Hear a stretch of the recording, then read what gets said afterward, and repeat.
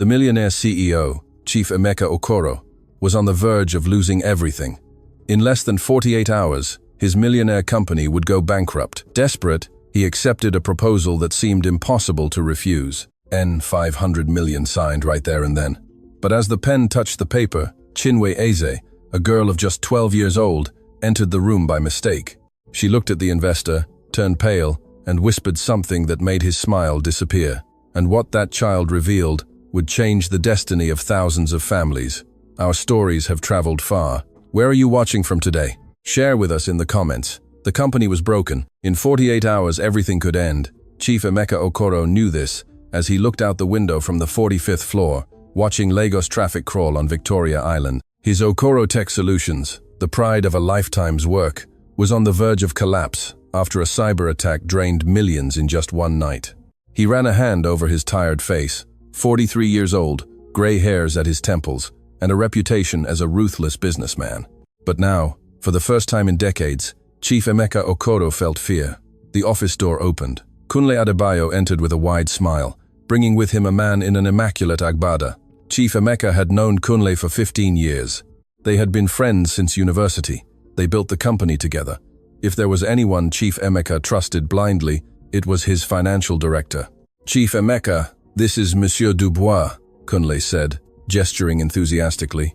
The investor I told you about. The man extended his hand. He wore a gray suit that Chief Emeka recognized as being from one of the most expensive boutiques on Akinadasola Street, Victoria Island. The watch on his wrist was Swiss, authentic. Mr. Okoro, Dubois said with a peculiar British accent. It's an honor to meet the man behind Okoro Tech. Chief Emeka shook his hand, studying his face. The pleasure is mine, Mr. Dubois. Kunle told me you're interested in investing in the company. 500 million, Dubois replied, sitting in the leather chair in front of the mahogany table. But I need the contract signed today. My flight returns to London early tomorrow. Chief Emeka felt a tightening in his chest. 500 million would solve all problems, pay suppliers, save the jobs of over 3,000 employees. But there was something wrong. He had learned over the years that deals too good to be true usually weren't true. It's a lot of money to decide in a few hours, Chief Emeka said, flipping through the contract Kunle had placed in front of him. Chief Emeka, we have no choice, Kunle interrupted, approaching the table. Look at these numbers. Kunle opened a tablet showing red charts, negative numbers, catastrophic projections. According to those data, the company would only last 2 more days before filing for bankruptcy. 48 hours, Chief Emeka. That's all we have. After that, it will be too late. Chief Emeka looked at his friend. There was despair in that voice. He turned his eyes back to Dubois, who watched him with a confident, almost arrogant smile. The clauses are very aggressive, Chief Emeka said, pointing to a section of the contract. This here gives me minority control of my own company. You would have 51% of the shares. Dubois chuckled. Mr. Okoro, business is risk. I am taking an enormous risk by investing in a company that is technically bankrupt. I need guarantees. Guarantees or total control? Chief Emeka retorted, narrowing his eyes. The mood in the room changed. Kunle began to pace nervously.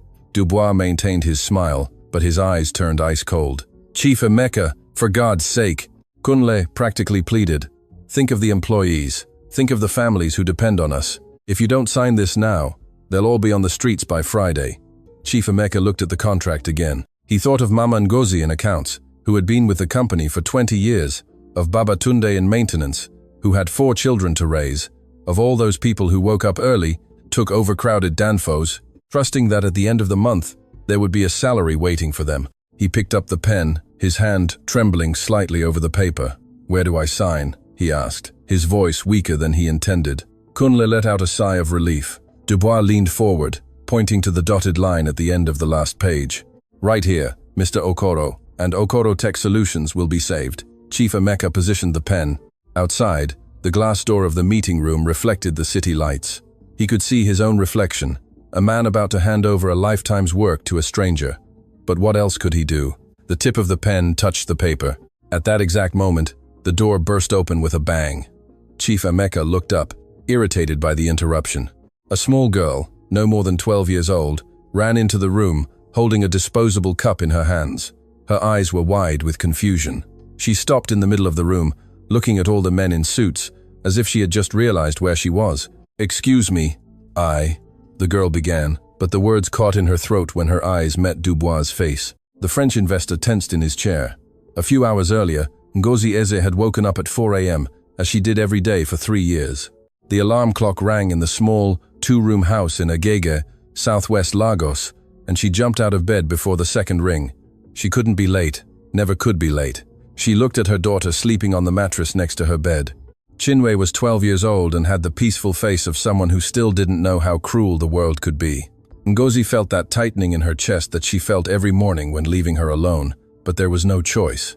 The cleaning job in the Victoria Island building paid the bills, put food on the table, kept Chinwe in school, but today was different.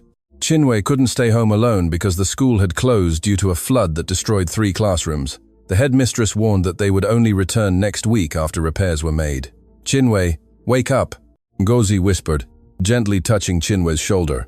The girl opened her sleepy eyes. "Mama, what time is it?" "It's 5:30. You'll have to come with me to work today. No school, remember?" Chinwe sat up in bed, rubbing her eyes. She didn't complain, never complained. This broke Ngozi's heart.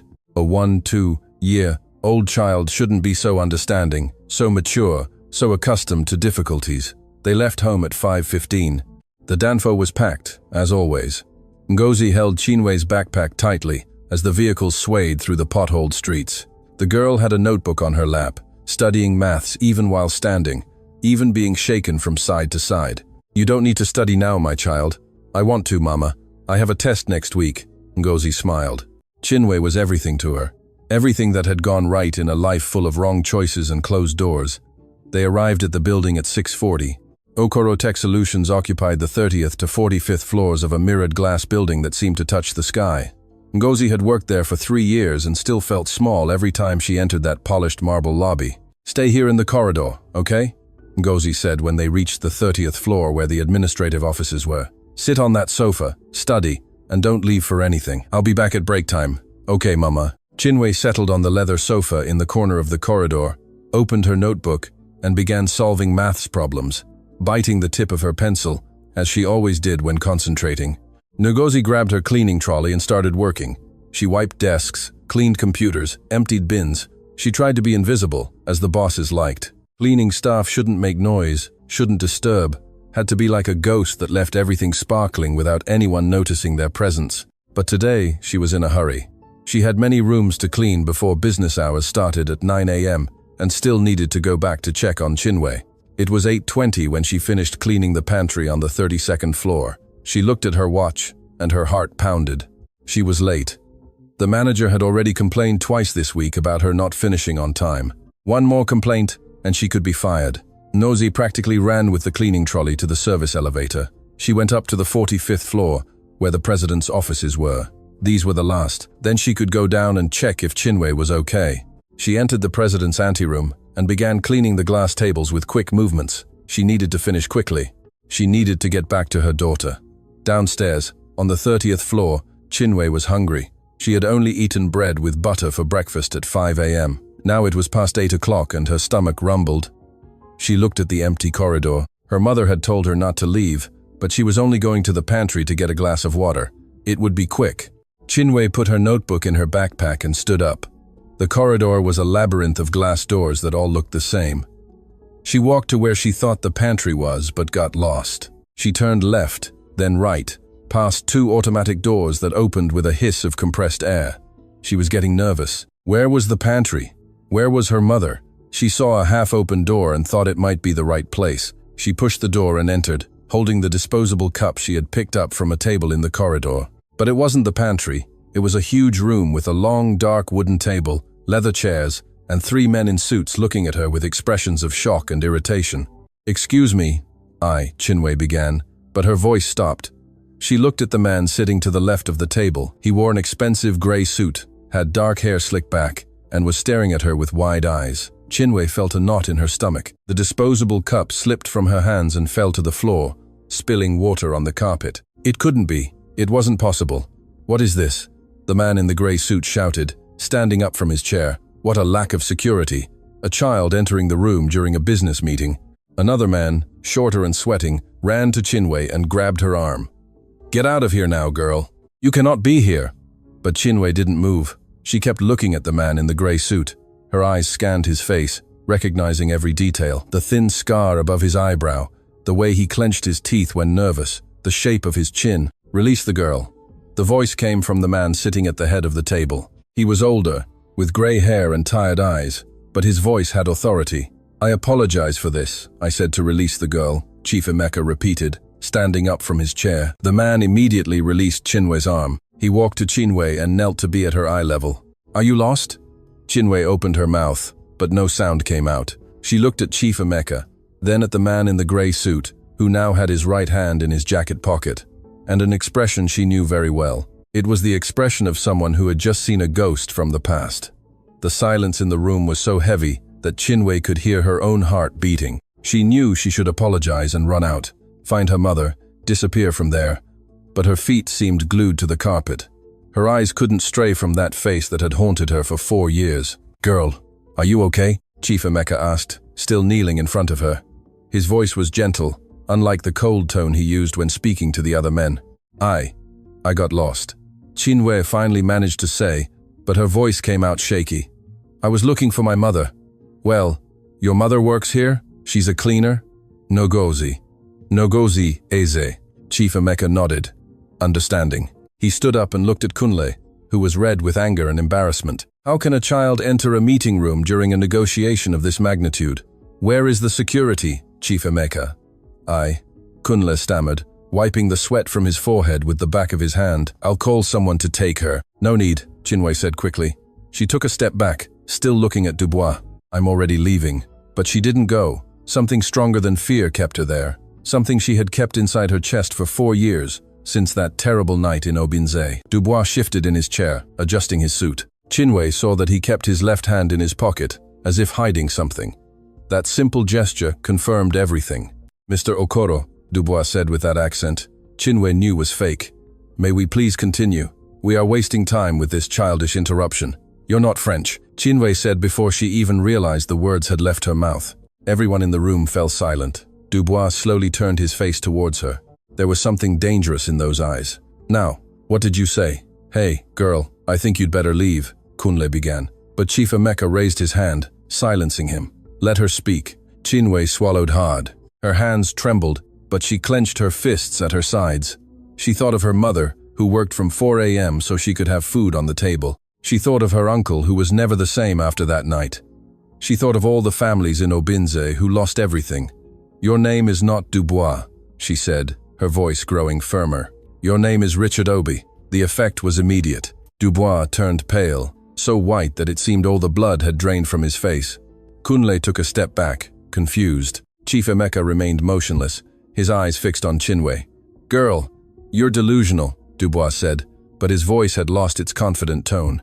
"I've never heard that name in my life." "You had a shoe factory in Obinze," Chinwe continued. Tears began to form in her eyes, but she didn't let them fall. "You were my uncle's partner. You made shoes for export. The factory employed 200 people. This is absurd," Dubois practically shouted, standing up from his chair. "Mr. Okoro, I'm not going to sit here listening to these ridiculous accusations from a child." But Chief Emeka was not looking at Dubois.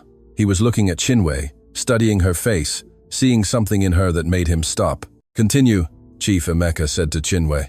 "Chief Emeka, this is a waste of time," Kunle interrupted, his voice loud and anxious. "The girl is clearly confused. Perhaps someone put these ideas in her head. Competitors, people wanting to sabotage this deal." "Kunle, shut up," Chief Emeka said, without taking his eyes off Chinwe. "Continue, girl. What else do you know about this, Richard Obi?" Chinwe took a deep breath. "You stole all the workers' pension money," she said, her voice trembling now. "You took everything, down to the last kobo, and when my uncle found out, you set the factory on fire to hide the evidence." "Lies," Dubois shouted, but he didn't approach her. He stayed where he was, his left hand still hidden in his pocket.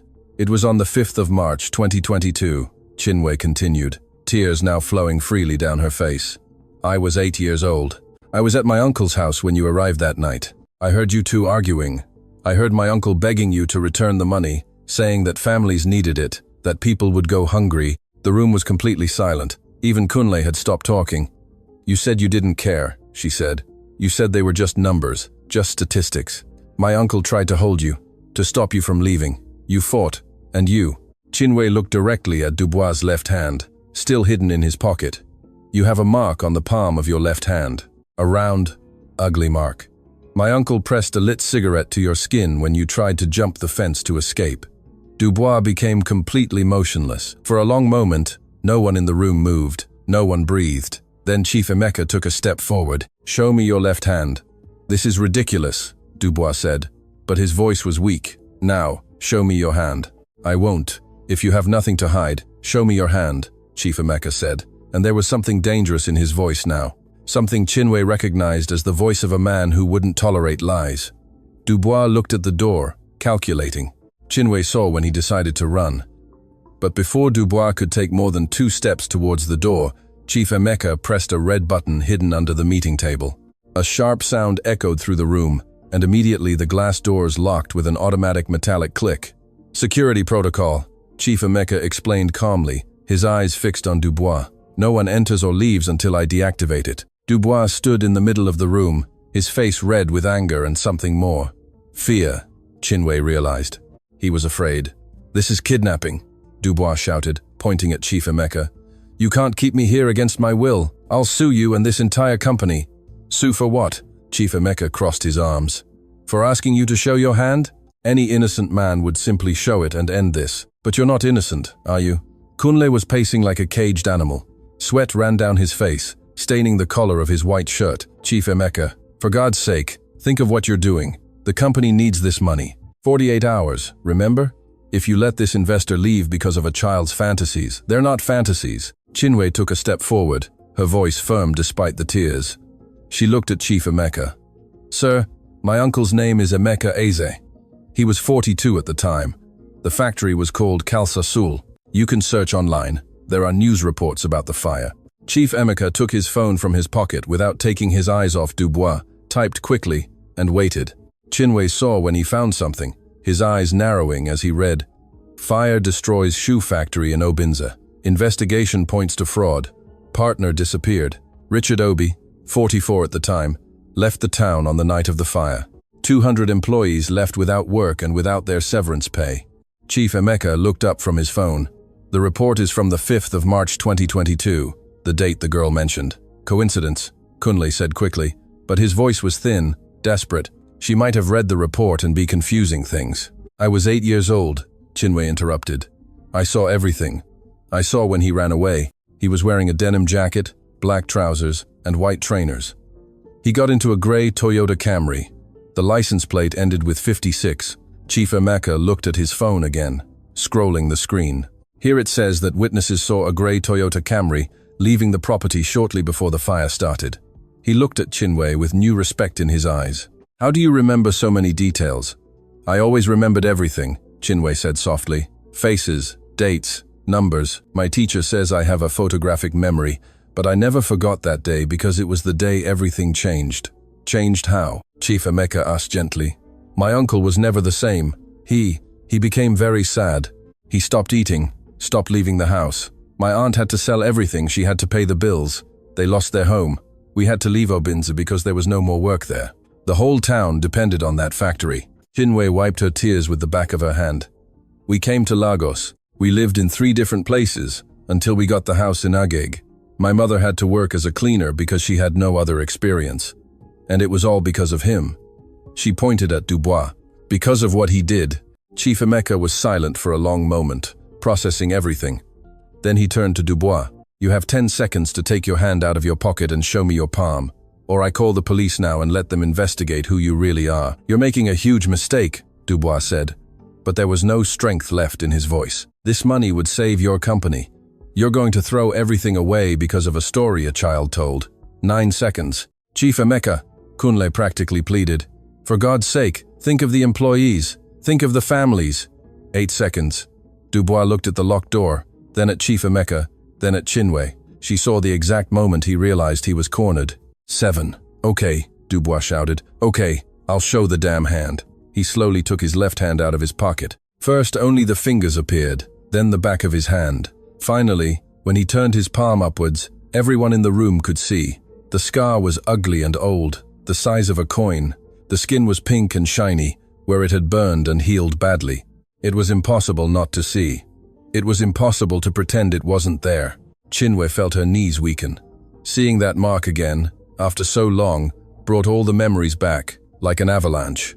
The smoke, the screams, her uncle crying on the floor of the room as the flames devoured the factory in the distance. Chief Emeka approached Dubois, studying the scar closely. "How did you get that?" he asked, his voice low and dangerous. Dubois did not respond. He simply stood there, hand outstretched, defeated. "Answer me, was that a cigarette or not?" Dubois' silence was answer enough. Chief Emeka turned to Kunle, who was pale, leaning against the wall. "You knew?" It wasn't a question, it was an affirmation. "Chief Emeka, I can explain. You brought a criminal into my company. You were making me sign a contract with a fraudster who was going to steal $500 million. Chief Emeka's voice was calm, but there was controlled fury in every word. "How many years have we worked together, Kunle? How many times have I trusted you? He said he would pay me," Kunle whispered, tears beginning to stream down his face. "I'm in debt, a lot of debt. I had no choice, but everyone has a choice." Chief Emeka walked to Chinwe, who was still trembling in the middle of the room. He knelt again at her eye level, and, for the first time since that terrible day began, Chinwe saw genuine kindness in someone's gaze. "You saved a lot of people today," Chief Emeka said softly. "Do you know that?" Chinwe nodded, tears preventing her from speaking. "Thank you, Chief Emeka," he continued. "Thank you for being brave. Thank you for speaking the truth, even when you were afraid." Then he stood up and pressed another button on the table. This time, a secretary's voice filled the room through an intercom. "Yes, Mr. Okoro, call the police. We have a criminal here." Dubois' laugh was loud. It was a forced, theatrical laugh. The kind of laugh someone lets out when trying to buy time or convince others that they are in control. "This is hilarious," Dubois said, shaking his head and putting his left hand back in his pocket with a quick movement. "Are you really going to believe a disoriented child instead of closing the deal of the century?" Chief Emeka did not respond, just watched, arms crossed, as Dubois continued his performance. "Look at me, Okoro. Look closely. I am a serious investor, with businesses in 5 countries. I have meetings scheduled with the Minister of Finance next week. Do you really think a man in my position would be a fugitive from some small town in the interior?" Chinwe felt a tightening in her chest. He was good at this, at making people doubt. That's exactly how he had tricked her uncle, all the employees, the entire town of Obinze, with pretty words, expensive suits, and empty promises. "You don't understand the magnitude of the mistake you are making," Dubois said, changing tactics. Now his voice was more serious, almost threatening. "My lawyers will sue you and this company for defamation, kidnapping, losses and damages. When I'm done, there won't even be a plaque left in front of this building." "Great," Chief Emeka said simply. "Let your lawyers get in touch. I'd love to see how they'll explain the scar on your hand, which perfectly matches the description of a wanted criminal." Kunle moved away from the wall, his face red and sweaty. He seemed to be having difficulty breathing. "Chief Emeka, for God's sake, think of what you're doing. The company needs this money. 48 hours, remember? If you let this investor leave because of a child's fantasies, they're not fantasies." Chinwe took a step forward, her voice firm despite the tears. She looked at Chief Emeka. "Sir, my uncle's name is Emeka Eze. He was 42 at the time. The factory was called Kalsasul. You can search online. There are news reports about the fire." Chief Emeka took his phone from his pocket without taking his eyes off Dubois, typed quickly, and waited. Chinwe saw when he found something, his eyes narrowing as he read. "Fire destroys shoe factory in Obinze. Investigation points to fraud. Partner disappeared. Richard Obi, 44 at the time, left the town on the night of the fire. 200 employees left without work and without their severance pay." Chief Emeka looked up from his phone. "The report is from the 5th of March 2022, the date the girl mentioned." "Coincidence," Kunle said quickly, but his voice was thin, desperate. "She might have read the report and be confusing things." "I was 8 years old," Chinwe interrupted. "I saw everything. I saw when he ran away. He was wearing a denim jacket, black trousers, and white trainers. He got into a gray Toyota Camry. The license plate ended with 56. Chief Emeka looked at his phone again, scrolling the screen. Here it says that witnesses saw a gray Toyota Camry leaving the property shortly before the fire started. He looked at Chinwe with new respect in his eyes. "How do you remember so many details?" "I always remembered everything," Chinwe said softly. "Faces, dates, numbers. My teacher says I have a photographic memory, but I never forgot that day because it was the day everything changed. Changed how? Chief Emeka asked gently. My uncle was never the same. He became very sad. He stopped eating, stopped leaving the house. My aunt had to sell everything she had to pay the bills. They lost their home. We had to leave Obinze because there was no more work there. The whole town depended on that factory. Chinwe wiped her tears with the back of her hand. We came to Lagos. We lived in 3 different places until we got the house in Agege. My mother had to work as a cleaner because she had no other experience. And it was all because of him. She pointed at Dubois. Because of what he did. Chief Emeka was silent for a long moment, processing everything. Then he turned to Dubois. You have 10 seconds to take your hand out of your pocket and show me your palm. Or I call the police now and let them investigate who you really are. You're making a huge mistake, Dubois said, but there was no strength left in his voice. This money would save your company. You're going to throw everything away because of a story a child told? 9 seconds. Chief Emeka, Kunle practically pleaded. For God's sake, think of the employees. Think of the families. 8 seconds. Dubois looked at the locked door, then at Chief Emeka, then at Chinwe. She saw the exact moment he realized he was cornered. 7. Okay, Dubois shouted. Okay, I'll show the damn hand. He slowly took his left hand out of his pocket. First, only the fingers appeared, then the back of his hand. Finally, when he turned his palm upwards, everyone in the room could see. The scar was ugly and old, the size of a coin. The skin was pink and shiny where it had burned and healed badly. It was impossible not to see. It was impossible to pretend it wasn't there. Chinwe felt her knees weaken. Seeing that mark again, after so long, brought all the memories back. Like an avalanche. The smoke, the screams, her uncle crying on the floor of the room as the flames devoured the factory in the distance. Chief Emeka approached Dubois, studying the scar closely. How did you get that? He asked, his voice low and dangerous. Dubois did not respond. He simply stood there, hand outstretched, defeated. Answer me. Was that a cigarette or not? Dubois' silence was answer enough.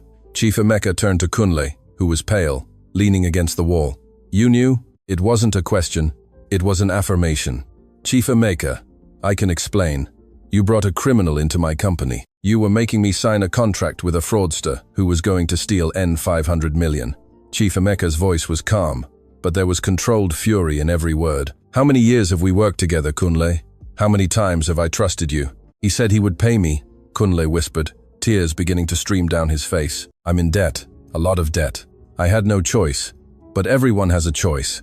Chief Emeka walked to Chinwe, who was still trembling in the middle of the room. He knelt again at her eye level and, for the first time since that terrible day began, Chinwe saw genuine kindness in someone's gaze.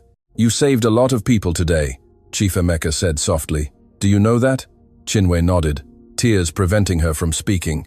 Thank you, Chief Emeka. He continued. Thank you for being brave. Thank you for speaking the truth, even when you were afraid. Then he stood up and pressed another button on the table. This time, a secretary's voice filled the room through an intercom. Yes, Mr. Okoro. Call the police. We have a criminal here. Dubois' laugh was loud. It was a forced, theatrical laugh. The kind of laugh someone lets out when trying to buy time or convince others that they are in control. This is hilarious, Dubois said, shaking his head and putting his left hand back in his pocket with a quick movement. Are you really going to believe a disoriented child instead of closing the deal of the century? Chief Emeka did not respond, just watched, arms crossed, as Dubois continued his performance. Look at me, Okoro. Look closely. I am a serious investor, with businesses in 5 countries. I have meetings scheduled with the Minister of Finance next week. Do you really think a man in my position would be a fugitive from some small town in the interior? Chinwe felt a tightening in her chest. He was good at this, at making people doubt. That's exactly how he had tricked her uncle, all the employees, the entire town of Obinze, with pretty words, expensive suits, and empty promises. You don't understand the magnitude of the mistake you are making, Dubois said, changing tactics. Now his voice was more serious, almost threatening. My lawyers will sue you and this company for defamation, kidnapping, losses, and damages. When I'm done, there won't even be a plaque left in front of this building. Great, Chief Emeka said simply. Let your lawyers get in touch. I'd love to see how they'll explain the scar on your hand, which perfectly matches the description of a wanted criminal. Kunle moved away from the wall, his face red and sweaty. He seemed to be having difficulty breathing. Chief Emeka, listen, please, just listen. His voice was cut off. Even if all this is true, even if he is this Richard, the money is real. The $500 million exists. I checked the accounts, the transfers, everything is ready. We can take the money, And what, Kunle? Chief Emeka turned to his friend with an expression of disgust. Pretend we don't know where it came from? Use money stolen from workers to save the company? Is that what you're suggesting? It wasn't stolen, Dubois interrupted. This money comes from legitimate investments I've made over the years. It's all documented. Documented where? In Switzerland? Chief Emeka laughed without humor. Let me guess. Anonymous accounts, shell companies, tax havens. That's how you launder the money you steal, isn't it? Chinwe watched everything in silence. She could see Dubois starting to sweat now. Small drops appeared on his forehead, despite the strong air conditioning in the room. He was losing control. This is ridiculous, Dubois said, but his voice had lost that confident tone. This is persecution. This is absurd, based on the words of a child who clearly was instructed by someone to sabotage this deal. Nobody instructed me, Chinwe said, her voice coming out firmer than she expected. I just told the truth. Truth? Dubois turned to her with anger in his eyes. You were a child. Children don't understand what. You don't know what happened that night. I know you ran away and left 200 families with nothing. I know my aunt cried all night for months. I know my cousin had to drop out of school because there was no more money for his uniform. Chinwe's voice trembled, but she continued. I know Mr. Anthony, who worked in leather cutting, had a heart attack when he found out he wasn't going to receive his pension. I know Mrs. Martha, who did the finishing touches, tried to hurt herself because she didn't know how she was going to feed her 4 children. I know all this because I saw the consequences of what you did. Dubois opened his mouth to reply, but no sound came out. For the first time since Chinwe entered that room, he seemed genuinely speechless. Chief Emeka, the police don't need to come here, Kunle said quickly, approaching the table. We can sort this out amongst ourselves. Let him go. We cancel the contract and he does this again with another company? With other people? Chief Emeka shook his head. No, Kunle. This ends today. Dubois took a step towards the door, testing if it was still locked. It was. He turned to Chief Emeka, and Chinwe saw something dangerous flash across his face. You don't know who you're messing with, Okoro. I have connections. I know very powerful people. If you turn me over to the police, you'll regret it. Your company, your reputation, your life, all of it could disappear with one phone call from me. Is that a threat? Chief Emeka asked, taking a step forward. It's a warning. Then let me give you a warning too. Chief Emeka was now a few centimeters from Dubois. I built this company from scratch. I worked 20 years, slept 4 hours a night, sacrificed everything to get where I am. And you think I'm going to let a thief like you intimidate me? The phone on the table rang. The secretary spoke through the intercom. Mr. Okoro, the police are coming up. Dubois turned pale, completely white. Last chance, Chief Emeka said. You can leave here telling the truth or you can leave in handcuffs, lying to the end. You decide. There's nothing to decide, Dubois said. But his voice was weak now. Because I'm not this Richard. You're making a terrible mistake. But then he made a mistake. A small but fatal mistake. His eyes moved quickly to the tablet that was on the table. The tablet where Kunle had shown the fake financial charts. And in that quick movement of his eyes, Chinwe saw everything she needed to see. He deleted something, Chinwe said suddenly, pointing at the tablet. When everyone was looking at me, he touched the tablet. I saw it. Chief Emeka grabbed the tablet quickly. The screen was off. He pressed the side button, and the device lit up, but it required a password. Kunle, what's the password? Kunle didn't answer. Kunle, I can't. What's the password? Kunle closed his eyes, defeated. 7,894. Chief Emeka typed, and the tablet unlocked. He began to navigate through the apps, looking at recent history. Chief Emeka looked at the tablet screen with an expression that mixed anger and disbelief. Chinwe saw when he found what he was looking for, his fingers stopping from sliding across the screen, his eyes fixed as he read. Deleted conversations, Chief Emeka said aloud, but they're still in the messaging app's trash. He looked up at Kunle. You're dumber than I thought. Kunle cowered against the wall. There are conversations here between you and someone called RL, Chief Emeka continued reading. Richard Obi, I imagine. He messaged saying the plan was working, that I was about to sign, that the N500 million would be transferred to an account in the Cayman Islands in less than 24 hours. Richard tried to take another step towards the door, but Chief Emeka raised his hand. Stay where you are. The police are already in the building. This is an invasion of privacy, Dubois shouted. This tablet isn't yours. It's my company's. Everything here is the property of Okoro Tech Solutions, Chief Emeka replied, including the evidence that you and Kunle were planning the biggest robbery in this company's history. You don't understand, Richard said. And for the first time, his voice sounded genuine. There was no longer the forced British accent. It was the voice of a Lagosian, someone who had grown up in the interior of Nigeria. You don't understand what it's like to lose everything. What it's like to have to start over from scratch. Start over?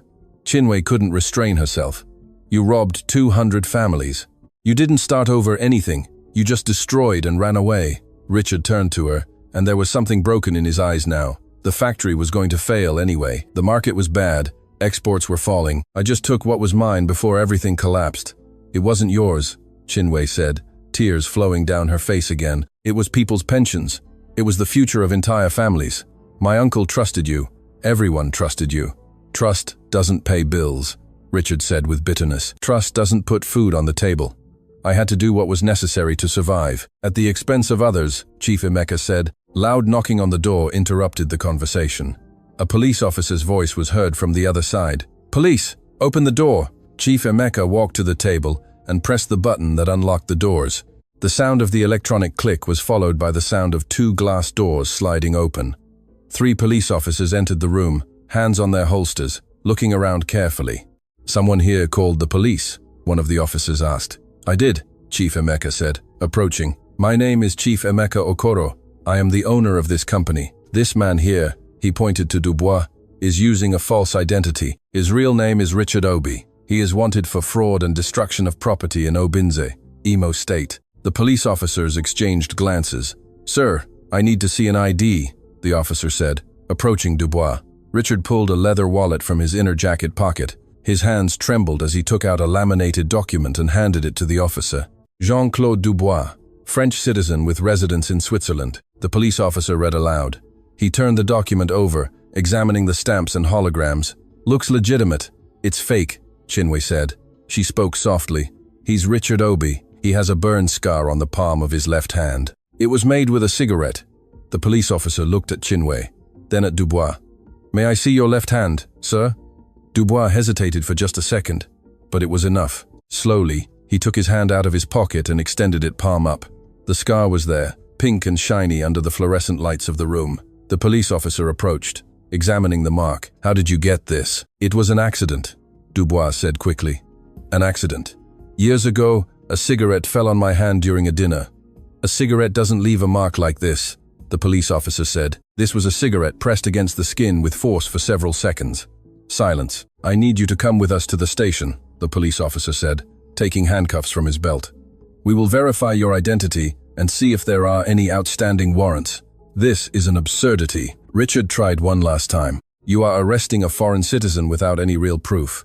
We have a witness, the police officer said, looking at Chinwe, and we have a mark that matches the description of a wanted criminal. That is sufficient to take you in for investigation. One of the other police officers approached Kunle. And you, sir, what is your relationship to all of this?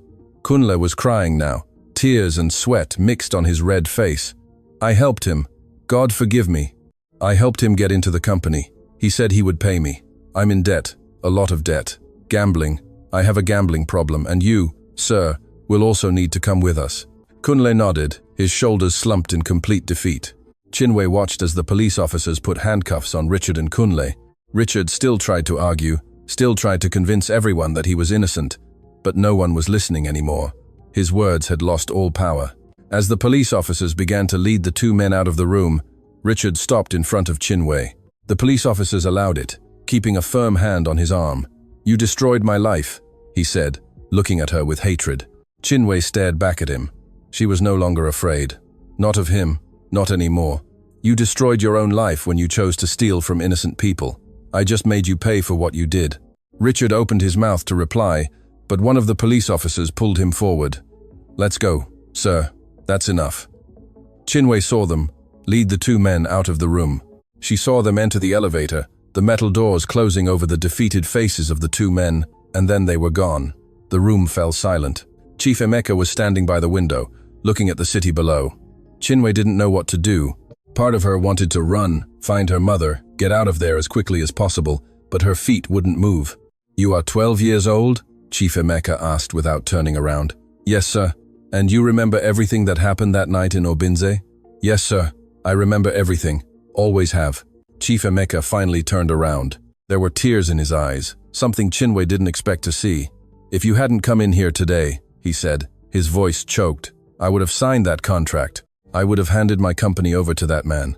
He would have stolen everything, destroyed thousands of lives, and I would be responsible." "You didn't know, sir," Chinwei said softly. "But you should have known. You should have checked better. You should have been more careful." Chief Emeka shook his head.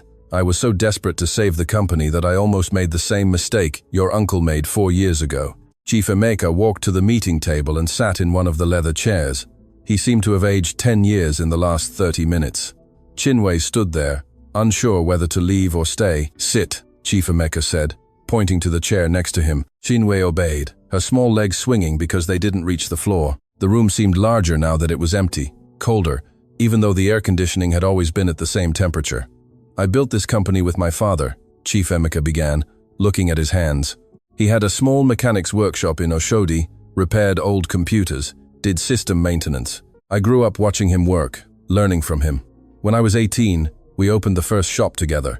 Chinwei listened in silence, unsure why Chief Emeka was telling her this. "My father always taught me that business was based on trust, that your word was your contract, that you had to look a person in the eye and decide if you could trust them." Chief Emeka chuckled without joy. "Today, I looked Richard Obi in the eye and believed every lie he told. He was very good at lying," Chinwei said softly. "He tricked the whole town, but he didn't trick you. I already knew him. I had seen what he was capable of doing." Chief Emeka nodded slowly. He picked up the tablet that was still on the table and looked at the deleted messages again.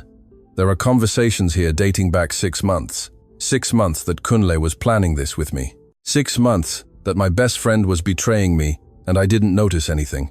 His voice was filled with pain. "We studied together, started the company together. I was the best man at his wedding. How could I not see? Sometimes people change," Chinwei said, remembering the philosophy classes she had at school. "My teacher says greed can transform anyone." Chief Emeka continued scrolling through the tablet, reading messages. Chinwei saw his expression change, growing more serious with each line he read.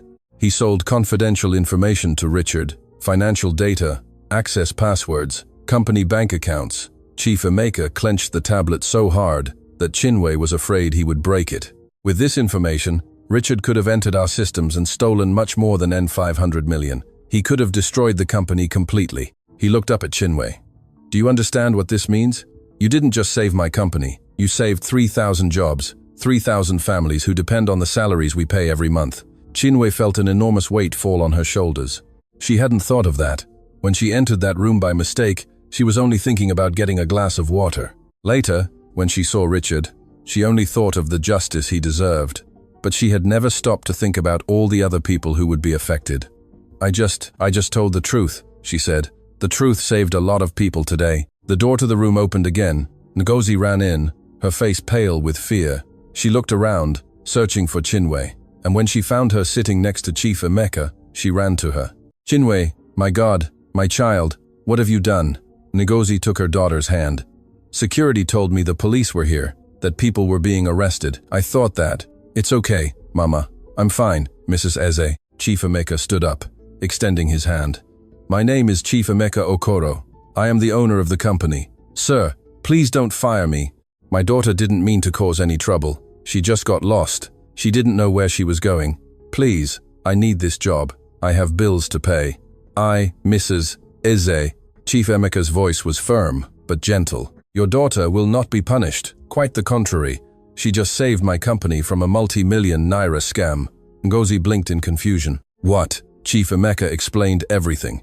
He told her about Richard, about the robbery plan, about how Chinwei recognized him and prevented the contract from being signed. Ngozi listened, her eyes growing wider, her hand still holding her daughter's hand tightly. "My God," Ngozi whispered, when Chief Emeka finished.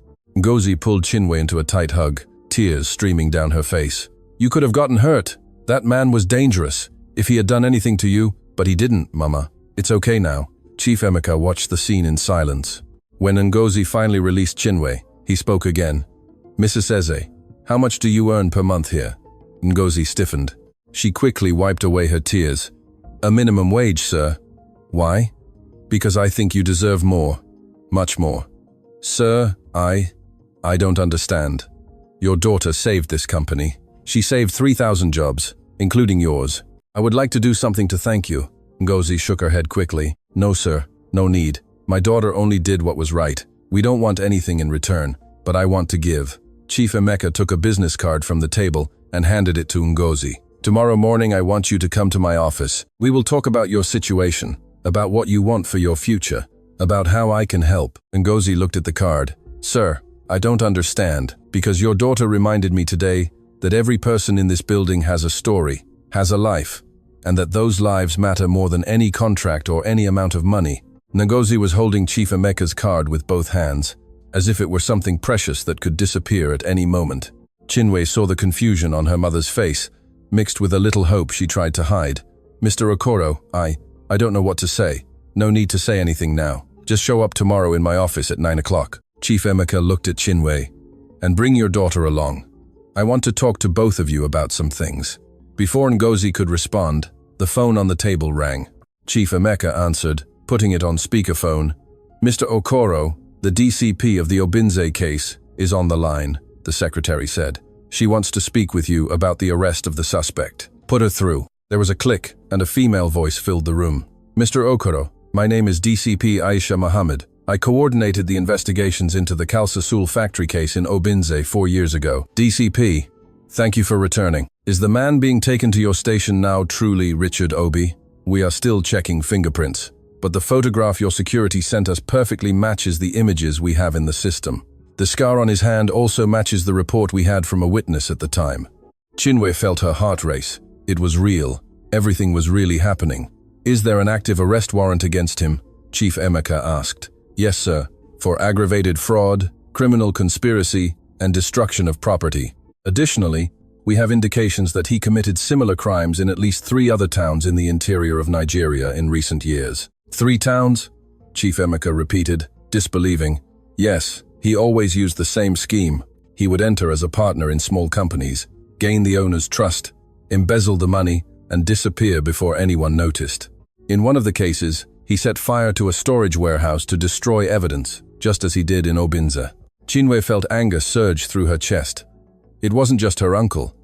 It wasn't just the 200 families of Obinze. It was hundreds, perhaps thousands of people who had been tricked and robbed by that man. How many people did he harm? Chinwe asked before she could stop herself. There was a pause on the other end of the line. Who is speaking? The DCP asked. It's Chinwe Eze, Chief Emeka responded. She's 12 years old and was the witness who identified Richard Obi today. She was in Obinze on the night of the fire. Chinwe, the DCP said, her voice softening. You are a very brave girl. I would like to talk to you later, if your mother allows. Your testimony will be crucial to the case. How many people did he harm? Chinwe asked again. The DCP sighed. In the last 6 years, we estimate that Richard Obi stole about N8 million from at least 4 different companies. This directly affected more than 500 families who lost jobs and labor rights. The number was so large that Chinwe had difficulty processing it. 500 families, thousands of people, children like her who had to leave their homes, move cities, start over from scratch. And will he pay for all of this? Ngozi asked, her voice trembling.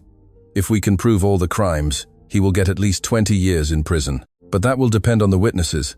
It will depend on people like Chinwe, who have the courage to speak. I will speak, Chinwe said immediately. I will tell everything I saw. Excellent. I will send a team there tomorrow to take your official statement. For now, you can go home and rest. It was a long day for everyone. Chief Emeka thanked her and hung up. The room fell silent again. Outside, the sun was beginning to set. Do you need a ride home? Chief Emeka asked. Ngozi shook her head. No, sir. We'll take the Danfo. We're used to it. You won't be taking a Danfo today. I'll ask my driver to take you. Sir, you really don't need to. Ngozi. Chief Emeka used her first name for the first time. Please, let me do this. It's the least I can do after everything that happened today. Ngozi looked at Chinwe, then back at Chief Emeka. Finally, she agreed. Okay, thank you, sir. Chief Emeka picked up the phone and called the garage, asking them to prepare the car. The phone rang again. The driver was waiting at the entrance. Ngozi and Chinwe stood up to leave. When they reached the door, Chief Emeka called her one more time. Tomorrow, 9 o'clock. Don't forget. We won't forget, sir, Ngozi promised. They entered the elevator and went down to the garage. A sleek black SUV was waiting. The driver, a man of about 50 with an impeccable uniform, opened the back door for them. Good evening, ladies. Where are we going? Ngozi gave the address in Agege. The driver nodded and closed the door gently. The car began to move, silent and comfortable, completely different from the Danfos they were used to. "Mama," Chinwe said after a few minutes of silence. "Yes, my child. Are you angry with me for going into that room?" Ngozi held Chinwe's hand. "No, my love, I'm not angry. I'm proud and scared of what could have happened, but mostly proud." She squeezed her daughter's hand. "You did the right thing today. Even though it was difficult, even though you were afraid, you did what was right." Chinwe snuggled into her mother's shoulder, feeling the day's exhaustion finally catch up to her. The car drove through the streets of Lagos, passing through places that seemed a different world from Agege. "Mama, what do you think, Mr. Okoro wants to talk about with us tomorrow?" "I don't know, my child, but we'll find out." When they arrived home, it was already night. The driver insisted on waiting until they were safely inside. Ngozi thanked him several times before finally closing the door. Chinwe went straight to her mattress and lay down. She was exhausted, more tired than she had been in her entire life. But when she closed her eyes, she didn't see Richard or the meeting room or the police. She saw her uncle smiling, the way he smiled before everything went wrong. And for the first time in 4 years, she managed to smile back. Ngozi and Chinwe arrived at the Okoro Tech Solutions building at 8:45 the next morning. Ngozi had woken up at 3 a.m., unable to sleep with the anxiety of what might happen. They went up by the executive elevator this time, not the service one. Ngozi felt out of place there among executives in suits and women in high heels carrying leather briefcases. She held Chinwe's hand tightly, trying to hide how nervous she was. On the 45th floor, Chief Emeka's secretary was waiting for them with a friendly smile. "Mrs. Eze, Chinwe, Mr. Okoro is waiting for you. Please, follow me." They were led down a corridor to a glass door with Chief Emeka's name engraved in golden letters. The secretary knocked lightly and opened it. "Mr. Okoro, Mrs. Eze, young Chinwe have arrived. Come in," Chief Emeka's voice came from inside. The office was enormous. It had a mahogany table larger than the entire room where Ngozi and Chinwe slept. There were bookshelves full of books, framed diplomas on the walls, and a panoramic view of Lagos from the floor-to-ceiling window. Chief Emeka was standing near the window but turned when they entered. "Good morning. Thank you for coming. Please, sit." He pointed to 2 comfortable chairs in front of the table. Ngozi and Chinwe sat down. Chief Emeka went back behind his desk and also sat down. "I won't take up much of your time," Chief Emeka began. "I know Chinwe has school and that you have, well, had work to do here." "Had?" Ngozi repeated, feeling her stomach clench. "Let me explain better." Chief Emeka opened a folder on the table. "I spent the entire night thinking about everything that happened yesterday." He looked at Chinwe, then stood up and walked to the window again. "I became what I always criticized. A businessman who only sees profits and numbers, who forgets the people who truly make a difference. Yesterday, a 1-2-year-old girl taught me a lesson I should have learned a long time ago." "Mr. Okoro," Ngozi began, but Chief Emeka raised his hand. "Please, let me finish." He returned to the table and picked up some papers from the folder. "I did some research on you yesterday. I found out you are 28 years old, that you stopped studying in your 2nd year of senior secondary school when you got pregnant, that you have been working as a cleaner for 7 years. I also found out that you always wanted to work with environmental issues, that you dreamed of studying environmental science at university." Ngozi was shocked. How did he know that? She had never told anyone. "I found an old scholarship application form you filled out 5 years ago. It was archived in HR. You never got the scholarship because you couldn't afford transportation to the university and still take care of Chinwe." Tears began to form in Ngozi's eyes. That dream was so old, so distant, that she had almost forgotten it existed one day. "I have a proposal for you," Chief Emeka said, placing the papers in front of Ngozi. "Okoro Tech Solutions will create a new department for sustainability and social responsibility. I want you to be the supervisor of that department." Ngozi blinked in confusion. "I don't understand, sir. I'm a cleaner. I don't have a university degree. I don't have experience in you will. I will pay for your environmental science degree in full tuition, books, materials, transportation, everything. While you study, you will work as an assistant in the new department, learning. When you graduate, you take over as supervisor." Ngozi was speechless. She looked at the papers in front of her, as if they were written in another language. "Why?" she finally managed to ask. "Why are you doing this?" "Because I owe it to you. Because your daughter saved my company, and I want to give back. But mainly because I realized I was wasting talent. How many people work here as cleaners, security guards, maintenance staff, who have dreams and skills that have never been discovered because no one looks at them? Chief Emeka leaned forward. I want to change that. I want this company to be a place where everyone, no matter what their position, has the opportunity to grow. And you will be the first, but you won't be the last. Ngozi was crying now, tears silently falling down her face. Chinwe took her mother's hand, also with tears in her eyes. I don't know what to say, Ngozi whispered. Say, yes. Yes, yes, sir. Thank you. Thank you very much. Chief Emeka smiled, a genuine expression that lit up his tired face. And what about you, Chinwe? He said, turning to the girl. I also have something for you. He picked up another paper from the folder. This is a full scholarship contract to Lagos International Academy, one of the best schools in Lagos. It covers everything: tuition, school supplies, uniform, and transportation. You will study there from year 7 until you finish secondary school. Chinwe's eyes widened. Lagos International Academy was famous. It was where the children of the wealthy studied, where there were science labs and a huge library and teachers who came from famous universities. I can study there? You can and you will. A girl with your memory, with your intelligence, with your courage, deserves the best possible education. Chinwe began to truly cry now, sobs shaking her small shoulders. Ngozi pulled her into a hug, both crying together, releasing years of hardship, of worried nights, of shelved dreams. Chief Emeka waited patiently until they calmed down. Then he continued. There's one more thing. I want to put Chinwe's photo here in my office with a plaque underneath, saying, "The voice that saved an empire," to remind me every day to look at people, to listen to the voices that are normally ignored, to never forget that every person in this company matters. Mr. Okoro, Ngozi said, wiping away her tears. I don't know how we will ever thank you for all this. You don't need to thank me. You gave me something far more valuable than any money. You gave me the chance to be better, to make my company better. That is priceless. 6 months had passed since that day in the meeting room. 6 months that changed everything. Chinwe was sitting at the front desk of her new classroom at Lagos International Academy. It was a bright room with large windows and whiteboards on the walls. The history teacher was explaining about the Industrial Revolution, but Chinwe couldn't fully concentrate. Today was a special day. Today was the day of Richard Obi's trial. After class, the Okoro Tech Solutions driver, the same one who had taken her and her mother home that day, was waiting at the door. He opened the car door with a gentle smile. Good morning, Chinwe. Are we going straight to the courthouse? Yes, please. The journey was silent. Chinwe looked out the window, watching Lagos pass quickly. She had changed a lot in those 6 months. She no longer lived in the house in Agege.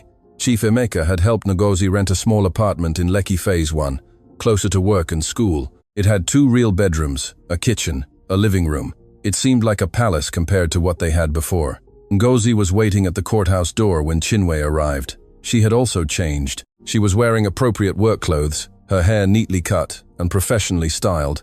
But the most important thing was the expression on her face. There was no longer that permanent tiredness, that look of someone carrying the world on her shoulders. She seemed lighter, happier. You're here, my child. Ngozi hugged Chinwe. Are you nervous? A little. You too? Yes. But we'll be fine. We're together. They entered the courthouse building. DCP Aisha Mohammed was waiting for them in the lobby. Chinwe, Ngozi, thank you for coming. The trial will begin in 15 minutes. You will sit in the witness area. Chinwe may be called to testify, but it probably won't be necessary. Your testimony is already recorded and very clear. They followed the DCP to the courtroom. It was smaller than Chinwe expected from watching movies and TV shows. There were rows of wooden benches, the judge's bench elevated at the back, and 2 smaller tables where the lawyers sat. Richard was already there, sitting next to a public defender. He was no longer wearing the expensive suit. He wore an inmate's uniform. When he looked in Chinwe and Ngozi's direction, there was no longer arrogance in his eyes, only tiredness and defeat. Kunle was also there on another bench. He had made a plea bargain, telling everything about Richard's plan in exchange for a reduced sentence. He looked at the floor when he saw Chinwe, unable to face her. Chief Emeka entered shortly after, accompanied by his lawyers. He saw Chinwe and Ngozi and gave a discreet nod before sitting down. The judge entered, and everyone stood. He was an older man, with completely white hair and a serious expression. Please be seated. We will begin the trial of the defendant, Richard Obi. What followed were hours of testimonies, presentation of evidence, arguments from the lawyers. The prosecution showed the conversations from Kunle's tablet, the suspicious bank transfers, Dubois' false documents. They showed photos of Obinze, of the destroyed factory, of the families who lost everything. The defense tried to argue that Richard had psychological problems, that he was not in his right mind when he committed the crimes, but the evidence was too strong, too clear. When it was finally time for the sentence, it was almost 5 o'clock in the afternoon. The judge read the arguments at length, analyzing each crime, each piece of evidence presented, considering the gravity of the crimes, the number of victims affected, and the coldness with which the crimes were planned and executed. This court condemns Richard Obi to 23 years of imprisonment in a correctional facility, in addition to a fine of N$15 million to be divided among the proven victims. The gavel struck the table with a sound that filled the room. Chinwe felt something inside her break free. It wasn't joy, exactly. There was no joy in seeing someone taken to prison, but there was justice. There was the feeling that the world, at least in that moment, was a little more balanced. Richard was led out of the room, without looking back. Kunle received a lesser sentence, 5 years in a correctional facility, with semi-open regime, for having collaborated with the investigation. Outside the courthouse, as it was getting dark, Chief Emeka approached Chinwe and Ngozi. "How are you both?" "Relieved," Ngozi replied. "It's finally over." "Yes, it's finally over." Chief Emeka looked at the Lagos sky. "You know that many of the victims from Obinze will receive part of the fine that Richard will pay, right? It won't be everything they lost, but it will help." "I know," Chinwe said. "My uncle called last week. He said he might be able to open a small business with the restitution money. Nothing big, but something that will allow him to live with dignity." "That's good. That's very good." They stood in silence for a moment, just existing there together. 3 people who had been strangers 6 months ago and were now connected by a story that changed all their lives. "Would you like to have dinner?" Chief Emeka asked suddenly. "I know a good place nearby. We can celebrate." Ngozi and Chinwe exchanged glances and smiled. "We'd love to," Ngozi said. They had dinner at a small, cozy Italian restaurant. They talked about Ngozi's work, how she was loving, studying sustainability, about Chinwe's school, how she had made new friends and was excelling in mathematics, about Chief Emeka's plans to transform Okoro Tech Solutions into a company that truly cared about all the people who worked in it, not just the executives. When the night ended and the driver took Ngozi and Chinwe home, they were tired, but happy. Chinwe went straight to her room, her own room, with a real bed and a desk where she could study. There was a photo on the wall taken a few weeks ago of her and Ngozi smiling in front of the Okoro Tech Solutions building. She lay on the bed and looked at the ceiling, thinking about everything that had happened. She thought about how a simple mistake entering the wrong room had changed so many lives. It had saved a company, put a criminal in jail, given her mother a chance to realize her dreams, given herself opportunities she never imagined possible. But more than all that, it had taught all of them an important lesson, that every person matters, that every voice deserves to be heard, that it doesn't matter if you are a powerful CEO or a cleaner who wakes up at 4 a.m., everyone has value, everyone has a story, everyone deserves dignity and respect. In Chief Emeka's office, on the 45th floor of Okoro Tech Solutions, there was now a framed photo on the mahogany desk. It was Chinwe's Year 7 graduation photo, taken at Lagos International Academy. She was smiling, holding her certificate of honor for best student in the class. Beneath the photo, a golden plaque read, "The voice that saved an empire." And every morning, when Chief Emeka arrived at work, he looked at that photo and remembered. He remembered to look at the people around him. He remembered to listen to the voices that are normally ignored. He remembered that the true value of a company is not in its profits or its multi-million naira contracts, but in the people who make it all work. Chinwe had saved more than a company that day. She had saved the humanity of a man who was losing himself in numbers and business, and for that, she would never be forgotten. How many Chinwes and Ngozis pass us by every day without us noticing their talents and their pains? This story leads us to reflect on the importance of giving a voice to those who are invisible. Chief Emeka's success was only possible because he finally decided to listen. If this story touched you, take this lesson into your day. Look around, listen with your heart, and never underestimate the wisdom of a child. So, what did you think of the story? Leave your opinion in the comments. We love to know what you think. Don't forget to like the video to support us and subscribe to the channel. Until next time. Mr. Dapo Olaya always believed that money solved any problem, until he met Bimbo Adeyemi and made a proposal he never should have made. He offered 900,000 to buy something that was not for sale. And when he looked into the eyes of Toby, his daughter, a child of just 3 years old, everything began to crumble. Our stories have traveled far. Where are you watching from today? Share with us in the comments. The silence in the room was so heavy that Bimbo could hear her own heart beating fast. Mr. Dapo Olaya was in front of her, sitting in his wheelchair, with that cold look she already knew so well. But there was something different in that moment, something that made her feel a tightening in her chest. "I have a proposal for you, Bimbo," he said, his voice low and controlled. She swallowed hard.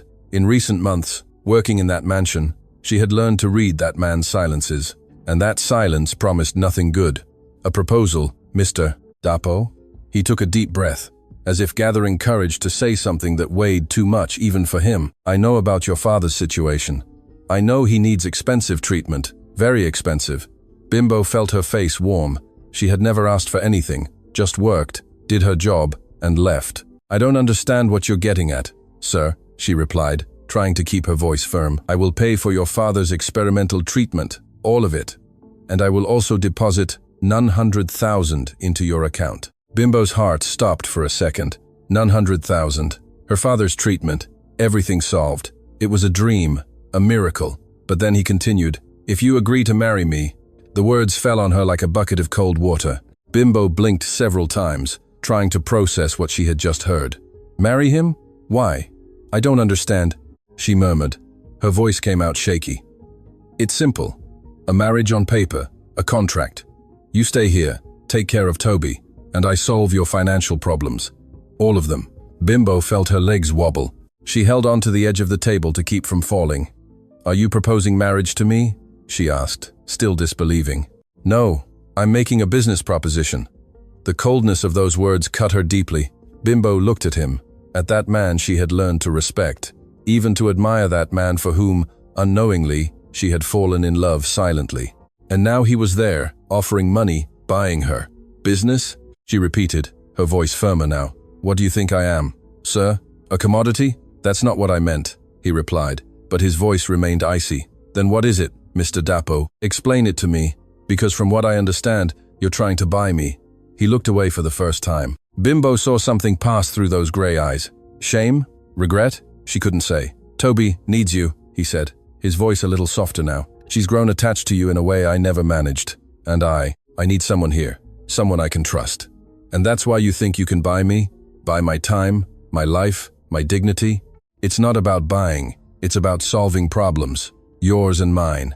Bimbo felt tears burn in her eyes, but refused to let them fall. Not there, not in front of him. "I understand you have money, Mr. Dapo. I understand that for you, everything is solved with money, but I am not for sale." "Bimbo, no," she interrupted him, her voice now firm and decisive. "I've worked here for months. I take care of your daughter as if she were my own. I help you when you need it, and I do all this with respect and dedication, but I do not sell my honor, and I do not sell my love." He looked up at her, surprised. "Your love?" Bimbo took a deep breath. Since she was leaving anyway, it might as well be with the truth. "Yes, Mr. Dapo, my love, because I fell in love with you, but I never said anything because I knew my place. I knew that to you, I was just the cleaner. It's okay. I accept that, but I don't accept being treated as if I could be bought." Silence once again weighed heavily in the room. Mr. Dapo stared, his eyes wide as if seeing her for the first time. "Bimbo, I didn't mean to." "You did mean to, yes. And it's okay.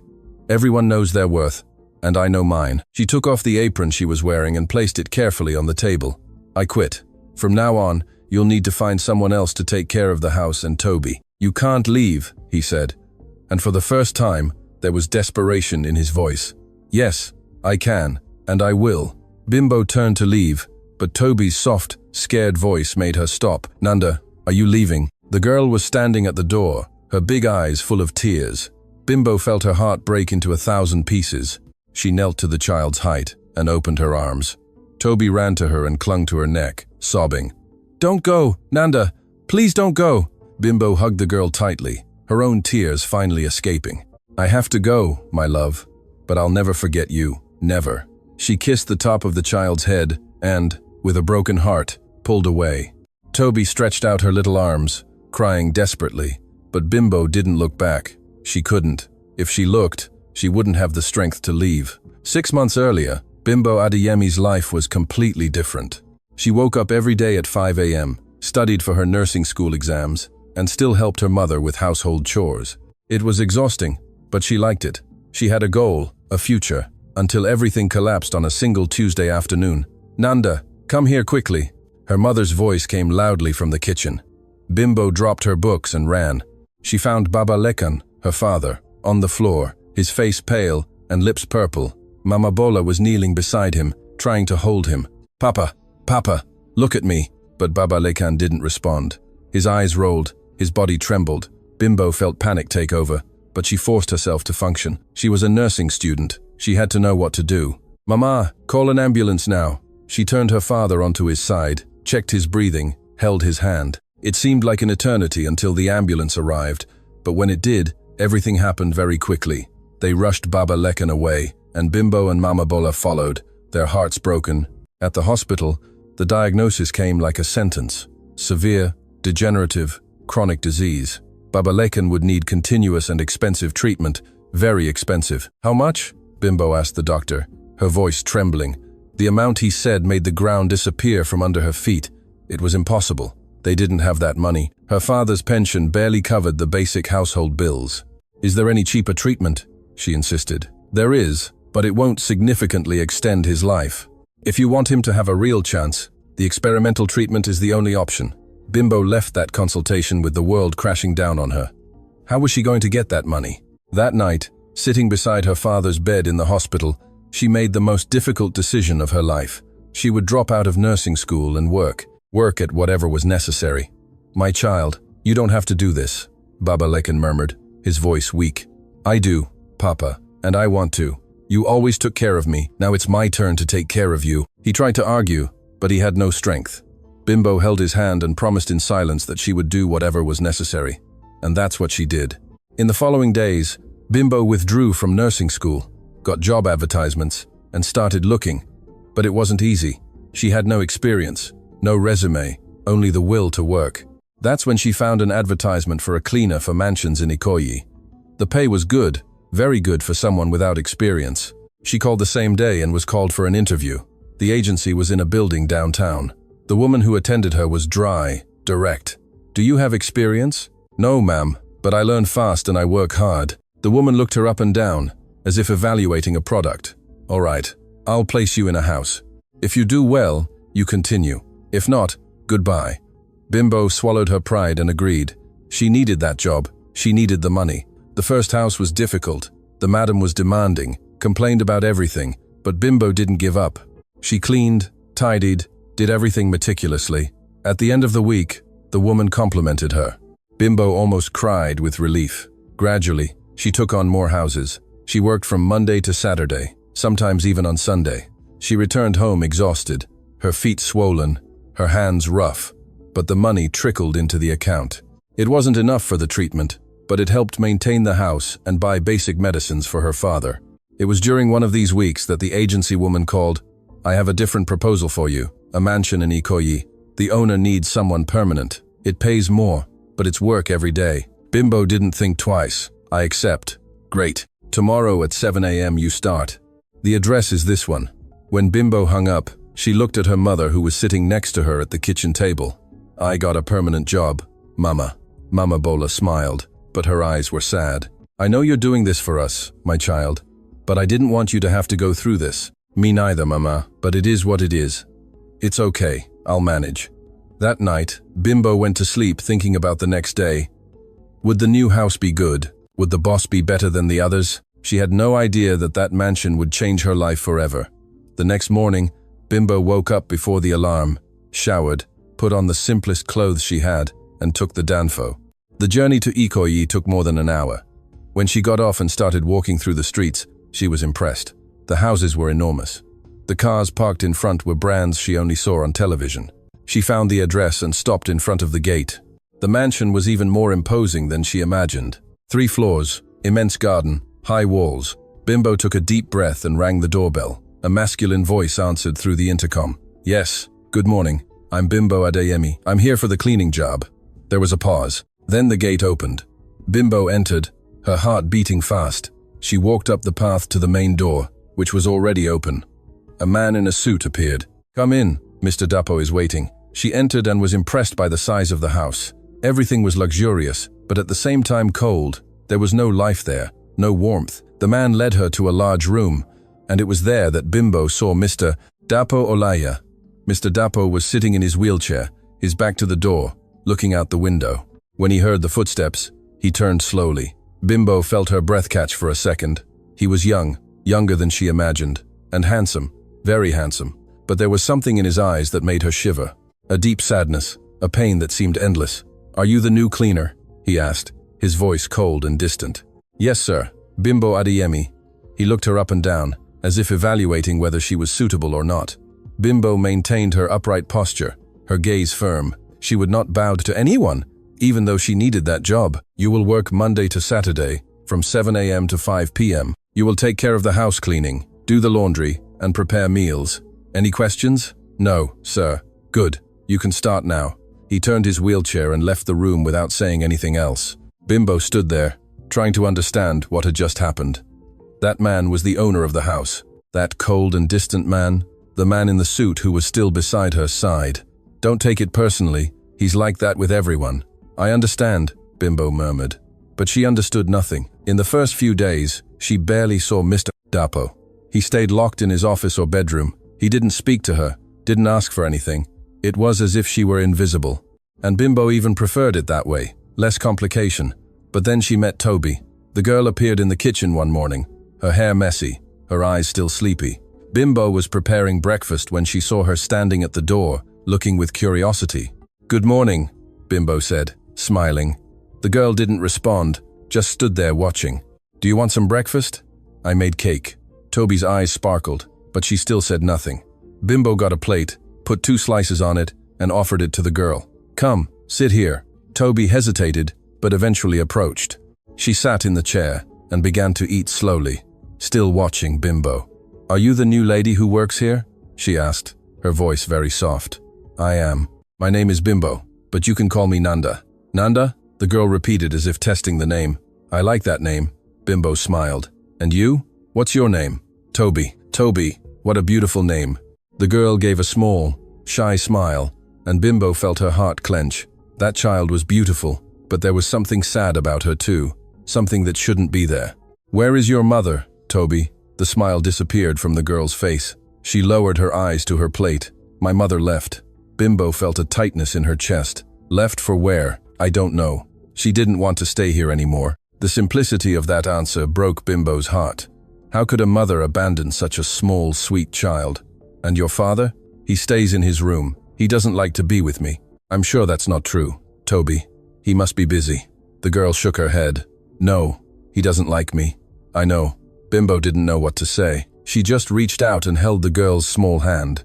"I like you, Toby, and I'll be here every day. If you want to talk, play, or just be around, you can come find me, okay?" Toby's eyes filled with tears, but she nodded. And in that moment, Bimbo knew there was something very wrong in that house, something beyond the wheelchair and the luxury. The weeks passed, and Bimbo began to better understand the dynamics of that house. Mr. Dapo spent most of his time alone. He worked in the office, made calls, gave orders to staff who appeared occasionally. But with Toby, he barely exchanged 2 words. The girl, in turn, avoided her father. When she heard the wheelchair approaching, she ran to her room and locked the door. It was as if she was afraid of him, or worse, as if she didn't want to be near him. Bimbo tried to understand what had happened between those two, why such a small child distanced herself so much from her own father. One afternoon, while folding clothes in the laundry room, she heard voices coming from the hallway. One was Mr. Dapo's, the other Toby's. "Toby, I just want to talk to you," he said, his voice tired. "I don't want to," the girl shouted. "Please, just for a few minutes. You don't like me. You don't even look at me." There was a heavy silence. Bimbo stopped folding clothes and paid attention. "I do look at you, yes. I don't know how to talk to you." "You don't know because you don't want to," Toby cried. "Mama left because you didn't know how to talk to her either." Bimbo heard the sound of the wheelchair moving away, then Toby's soft crying. She dropped everything and went to the hallway. She found the girl sitting on the floor, her face hidden between her knees. "Toby." The girl looked up, her eyes red and swollen. He doesn't like me, Nanda. He doesn't. Bimbo knelt beside her and pulled her into a hug. He does like you. Yes. He's just confused. Sometimes adults get confused and don't know how to show what they feel. But I don't understand. I know, my love. I know. Bimbo stayed there holding the girl until she stopped crying. When Toby finally calmed down, Bimbo took her to her room and stayed with her until she fell asleep. When she left the room, she found Mr. Dapo in the hallway. He was standing there, looking at the closed door of his daughter's room. She's sleeping, Bimbo said softly. He didn't respond, just stood there, his gaze fixed on the door, and Bimbo saw something she didn't expect, tears streaming down his face. Madam Bimbo, I don't know how to be a father, he said, his voice broken. I don't know how to reach her. I try, but she hates me. She doesn't hate you. She's hurt and afraid. Afraid of me? Afraid of being abandoned again. Her mother left, and you distanced yourself. For a small child, that's the same thing. Mr. Dapo ran a hand over his face, wiping away the tears. I distanced myself because I didn't want her to see me like this. I didn't want her to pity me. She doesn't pity you, Mr. Dapo. She just wants her father back. He was silent for a long time. Then he looked at Bimbo. How do I do that? How do I get back to her? Bimbo took a deep breath, slowly, one step at a time. Show her that you're here, that you're not leaving, that you love her. And if she doesn't believe you, then you insist, because that's what fathers do. They don't give up.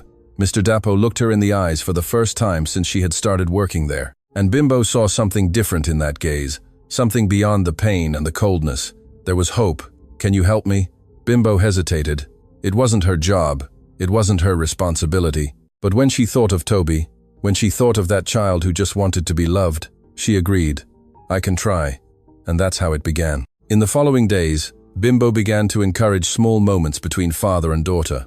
At breakfast time, she called Mr. Dapo to the kitchen. At bedtime, she asked him to read a story to Toby. At first, the girl resisted, but little by little she began to yield. Bimbo saw the change happening slowly. Toby still distanced herself when her father approached, but now she no longer ran. She stayed and watched as if waiting to see what he would do, and Mr. Dapo was trying. Bimbo saw it clearly. He asked his daughter questions, tried to play, tried to talk. It was awkward, it was difficult for him, but he was trying. One night, after Toby slept, Mr. Dapo called Bimbo to the living room. I wanted to thank you, he said. Thank me for what? For helping me find my daughter again. Bimbo smiled. You always knew where she was, Mr. Dapo. You just needed the courage to reach her. He nodded, his eyes watery. And that night, Bimbo went home with a lighter heart. For the first time since she started working in that mansion, she felt that she was making a difference. 3 months after Bimbo started working at the mansion, the house was no longer the silent and cold place it used to be. Toby laughed, played, ran through the corridors after Bimbo, and most importantly, she began to get closer to her father. It wasn't an abrupt change, it was subtle, but it was there. Toby still hesitated before entering Mr. Dapo's office, but now she entered. She still avoided being alone with him, but now she accepted when he offered to play. Bimbo watched everything from a distance, her heart warmed. Seeing that family reconnecting was more gratifying than any salary, one afternoon, while preparing lunch, Toby entered the kitchen, skipping. Nanda, Daddy said he's taking me to the park. Bimbo smiled. How wonderful. Are you excited? I am. I've never been to the park with Daddy. The pure joy of the girl made Bimbo's eyes sting. It was so simple, so basic, a father taking his daughter to the park. But for Toby, it was everything. Then go get ready, put on that dress you like. Toby ran off. Bimbo continued cooking, but stopped when she heard the wheelchair entering the kitchen. She's excited, Mr. Dapo said. She truly is. That's good. He stood there in silence, looking at Bimbo work. She felt his gaze and became a little nervous. It wasn't common for him to be around for so long. Can I ask you something? He said. Of course. Why do you do this? Bimbo stopped stirring the pot and looked at him. Do what? Take care of Toby as if she were your daughter. Help me reconnect with her. You don't have to do any of this. You're a cleaner, not a nanny. Bimbo thought for a moment before answering, I do it because I like her and because I see that you two need each other. Sometimes people need a little push to find their way. And who gave you that push? Bimbo gave a sad smile. My father. He always taught me to help when I could, to be generous, not to expect anything in return. He must be a good man. He's the best man I know, she replied, her voice choked. Mr. Dapo noticed the emotion in her voice and became curious. Is he okay? Bimbo hesitated. She had never spoken about her father's situation with anyone in that house, but there was something about Mr. Dapo at that moment that made her want to trust him. He's sick, very sick, but I'm doing what I can to help. I'm so sorry. Thank you. They were silent for a moment. Then Mr. Dapo said something that surprised her. If you need anything, you can tell me. I know I'm not the most approachable person in the world, but I recognize when someone does something good. And you've done a lot for me and Toby. Bimbo felt her chest tighten. It was the first time he had shown gratitude, the first time he had truly seen her. I'm just doing my job, she said, but her voice came out softer. No, you're doing much more than that. Before she could reply, Toby came back into the kitchen, all dressed up, her eyes sparkling with excitement. I'm ready, Mr. Dapo smiled at his daughter and nodded to Bimbo before leaving. And Bimbo stood there, her heart beating a little faster than it should. She was starting to feel something for that man, something she shouldn't feel, something dangerous. But the more she tried to ignore it, the more the feeling grew. In the following days, Bimbo found herself paying attention to every detail of Mr. Dapo. The way he smiled when Toby did something funny, the way he raised his eyebrows when concentrating on work, the way he looked out the window, lost in thought. She knew she shouldn't fall in love. She knew there was no future there. He was a millionaire. She was an employee, completely different worlds. But the heart doesn't understand logic. It just feels. And Bimbo's heart was feeling too much. One night, after Toby slept, Bimbo went to the living room to straighten the sofa cushions. Mr. Dapo was there, sitting by the window, looking at the illuminated city. Are you still here? He asked, without taking his eyes off the window. I'm finishing a few things. I'll be leaving soon. He turned his wheelchair to face her. Bimbo, can I ask you a personal question? She hesitated but agreed. Are you happy? The question caught her by surprise. Happy? Yes. With your life, with what you do. Are you happy? Bimbo thought about the answer. She thought about her sick father, about her suspended university education, about her calloused hands from working so hard, but she also thought about Toby, about the girl's smiles, about the peace she felt when she was in that house. I'm trying to be, she answered honestly. And you? Mr. Dapo let out a mirthless laugh. I don't know what it is to be happy. It's been a long time. Why? Because I lost everything that mattered. I lost the ability to walk. My wife left. I almost lost my daughter. All that's left is money. Bimbo approached and sat on the sofa near him. You didn't lose Toby. She's here. She's coming back to you. Thanks to you. No, thanks to you. You chose to try. You chose to fight for her. And that makes all the difference. He looked her in the eyes, and Bimbo felt something pass between them. Something intense. Something that made her tremble. You are an incredible person, Bimbo, he said softly. And before she could reply, he turned his chair and left the room, leaving her there, her heart pounding and her mind confused. Bimbo knew she was on dangerous ground, but it was too late. She had already fallen in love. The days turned into weeks, and the weeks into months. The relationship between Mr. Dapo and Toby continued to improve. The girl now sought out her father to play, to talk about her day, to show him the drawings she made. And Mr. Dapo, little by little, was learning to be a father again. But something else was happening in that house. Something that neither Mr. Dapo nor Bimbo wanted to admit. They were getting closer. It wasn't just work. It wasn't just friendship. It was something deeper, more intense. Bimbo tried to maintain distance. She reminded herself every day that it couldn't happen, that she was just the employee, that he would never see her any other way. But then there would be a moment, a look, a word, and everything would fall apart again. One afternoon, Mr. Dapo called by physiotherapy exercises. I need your help with something, he said. Of course. What is it? He pointed to his leg. I need to do my physiotherapy exercises. Normally I do them alone, but today I'm not managing. Can you help me? Bimbo paused and thought. Helping him with the exercises meant touching him, being close to him, closer than was safe. I don't know if I'm the right person for that, she said, her voice trembling. You studied nursing, didn't you? She blinked in surprise. How do you know that? I researched you when you started working here. I needed to know who was entering my house. Bimbo didn't know whether to be offended or impressed. So you know I dropped out of the program? I do, and I also know why. She felt her face warm. He knew about her father, about his illness, about everything. Why did you never mention it? She asked. Because it wasn't my business, but now I'm asking for your help. Can you help me? Bimbo took a deep breath and agreed. She knelt beside the chair, and began to help him with the exercises. She moved his legs carefully, massaged them, following the instructions he gave. It was a technical, professional job, but there was something intimate there that she couldn't ignore. "You're good at this," he said after a while. "Thank you. Why don't you go back to university?" "Because I don't have money, and because I need to work to help my father." "And what if there was a way for you to do both?" Bimbo stopped what she was doing and looked at him. "There isn't a way. I've tried everything. But if there was," he insisted, "would you go back?" "Of course. Being a nurse has always been my dream." He nodded thoughtfully. Bimbo returned to the exercises, but noticed he kept looking at her. "Are you staring at me?" she said without looking up. "I am." "Why?" He took a moment to reply. "Because I'm trying to understand how someone can be so strong. You've lost so much, given up so much, and yet you're still here smiling, taking care of others." Bimbo felt her eyes sting. "I'm not strong, I'm just doing what needs to be done."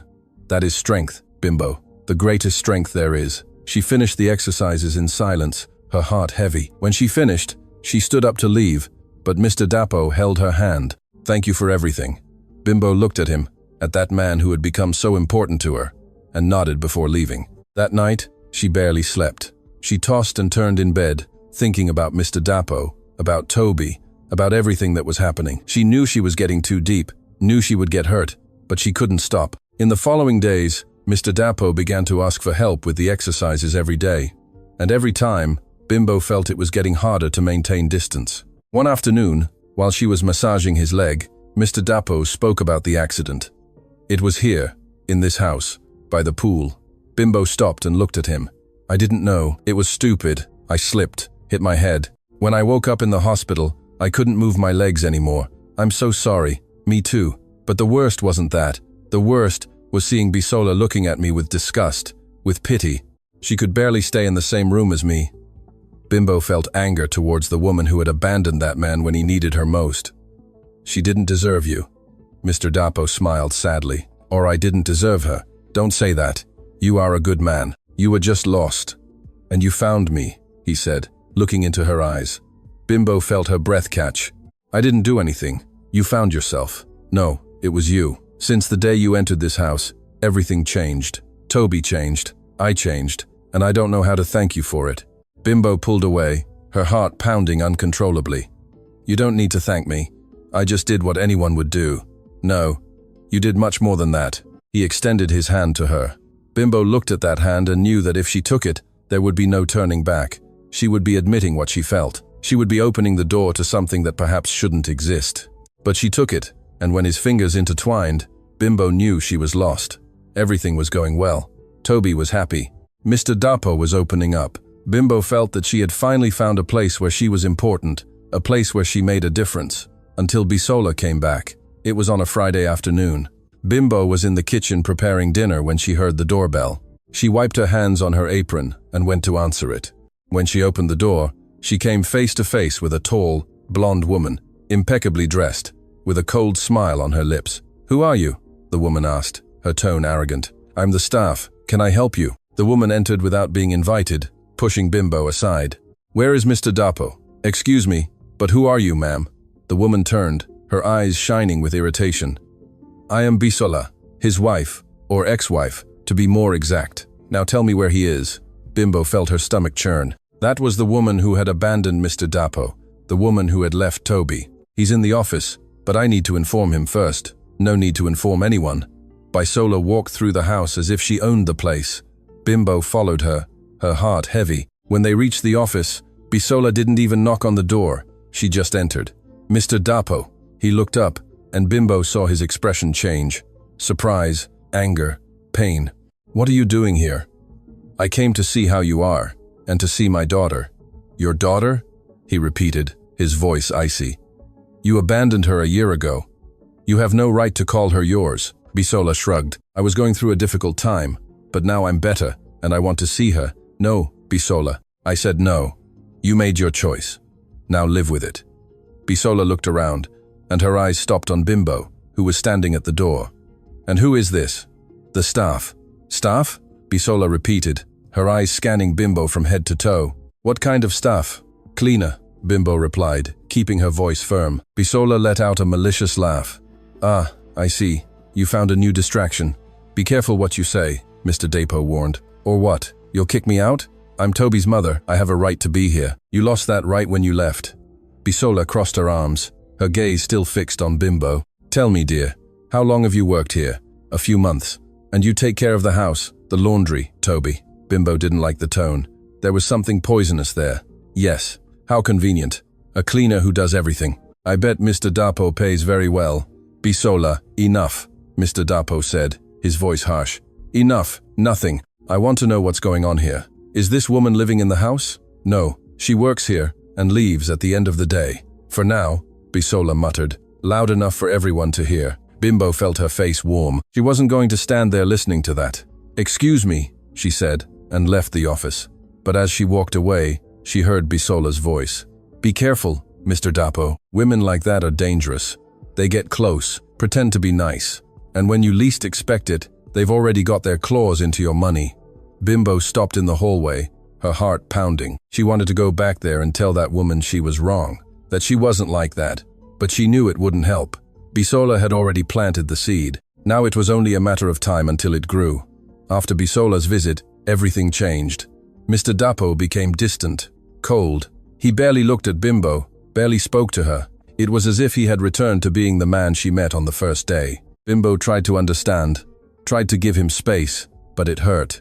It hurt too much to see him pulling away after everything that had happened between them. Bisola returned more often, always with excuses, always saying she wanted to see Toby. But Bimbo realized her objective was different. She wanted to destroy what they were building, and she was succeeding. One afternoon, Bimbo heard Bisola talking to Mr. Dapo in the living room. You need to be careful with her, Mr. Dapo. I know women like that. They take advantage of vulnerable men. Bimbo isn't like that. How do you know? You barely know her. She just appeared here out of nowhere, charmed you and Toby, and now she's settled into your life. Isn't that strange? No, it's not strange. She's a good person. Good person? Bisola let out a laugh. Or a good actress. Think about it, Mr. Dapo. Which woman would agree to stay here taking care of you and a child who isn't hers, without expecting anything in return? There was a silence. Bimbo felt her heart clench. What are you implying? I'm saying she wants something, and I bet it's money or maybe security. A rich man, a big house, it's tempting, isn't it? Enough, Bisola. You don't know what you're talking about. I do. Yes, and you know it too. Deep down, you just don't want to admit it. Bisola left shortly after, but the poison was already planted, and Bimbo saw in the following days how it grew. Mr. Dapo began to observe her differently, with suspicion, with doubt, and then came the proposal. He called her to the living room on a Thursday afternoon. Bimbo entered, her heart heavy. She knew something was wrong. Sit, he said. She sat on the sofa, her hands trembling. I have a proposal for you, Bimbo, and that's when everything crumbled. The words came out of his mouth like knives. Pay for her father's treatment, none 100,000, a contract marriage. Bimbo heard everything in shock. When he finished, she just stood there trying to process. Are you asking me to marry you? She asked, her voice weak. No, I'm making a business proposition, and it was at that moment that Bimbo's heart broke into 1,000 pieces. Everything she felt for him, everything they had built, everything was reduced to money, to a contract, to a transaction. I can't believe you're doing this, she murmured. Mr. Dapo, what do you think I am? A commodity? Something you can buy? It's not like that. Then how is it? Explain it to me. He tried to justify, tried to explain, but every word only made it worse. And when Bimbo finally spoke, it was with all the pain and all the anger she was feeling. I do not sell my honor, and I do not sell my love. She stood up, took off her apron, and placed it on the table. I quit and left. Toby appeared, cried, pleaded, but Bimbo couldn't stay, not after that. She left with a broken heart, but with her dignity intact. In the following days, the mansion returned to being the cold and silent place it always was. Toby cried all the time. Mr. Dapo tried to console her, but couldn't. The girl wanted Bimbo, only Bimbo. Nanda, I want Nanda, she screamed between sobs. She can't come, my love. Why? Why did she leave? Mr. Dapo didn't know how to answer. How would he explain to his daughter that he had destroyed everything, that he had turned love into money, that he had insulted the only person who truly cared about them? Bisola continued to appear, but now Mr. Dapo clearly saw her game. She didn't want Toby. She never did. She just wanted to destroy any chance of happiness he might have. Get out of my house, he he said one afternoon when she appeared again. "What? You heard me? Get out of here and never come back. Mr.